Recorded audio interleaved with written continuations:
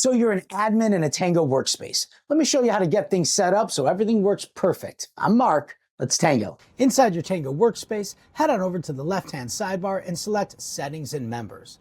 At first, you'll see Members. This is going to give you a few options to look through. First, you can see all the members in your workspace. You can click this drop-down menu to change their status from admin to creator or sidekick, or even remove them from the workspace.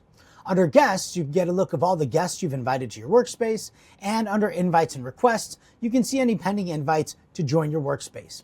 If you click the three dots, you can either resend an invite, delete an invite, or use the copy feature to copy a link to send the invite to another guest. Next, click Groups. Here you can see any groups that you've created within your workspace. As you look through them, you'll see the member count, and then you can even manage your group. Here you can simply type in somebody's name to add them, you can search for a member, or you can look at any shared content for the workspace, rename the workspace, or delete the group if needed. Next, click Security to get a look of all the security features inside your Tango workspace. To get started, you can choose who can access folders and Tangos created in this workspace. Anybody with the link access, everyone in a workspace, or everyone in the workspace that has a link. Next, under Secure Blur Redaction, you can enter domains, and once a domain is entered, you get to select which sensitive information you would like to blur when creating Tangos for that workspace to keep everybody safe and compliant.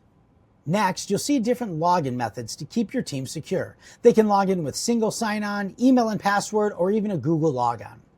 Next, as you scroll down, sometimes you'll need to download an audit log of all the changes made to Tangos within your workspace, and here you can choose it for up to 365 days, or select the right time amount, and simply download, and it will download the file for you. And finally, you get to select whether or not you want to allow guests to join your workplace. You can simply toggle this button on or off to allow guests to join your workspace. Now we'll look at Insights. This is where we go from data to true insights. Once you click Insights, you'll get a chance to track Tango usage, rollout progress, and process adoption all in one place. Here you can see we have a graph that's showing you Tangos published versus Guide Me uses for enterprise users. Then you can take a look at Tango workflow activity. These are listed by title, by app, publish date.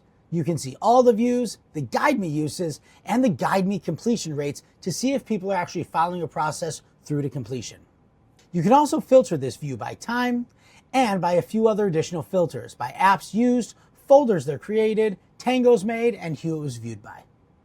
When you click on branding, you'll get a chance to upload some of your brand elements to keep your Tangos on brand. Here you can simply upload a logo, choose your colors, and even choose to use a Tango badge that shows that this workflow was created with Tango or without, and you can change it just by toggling it on or off.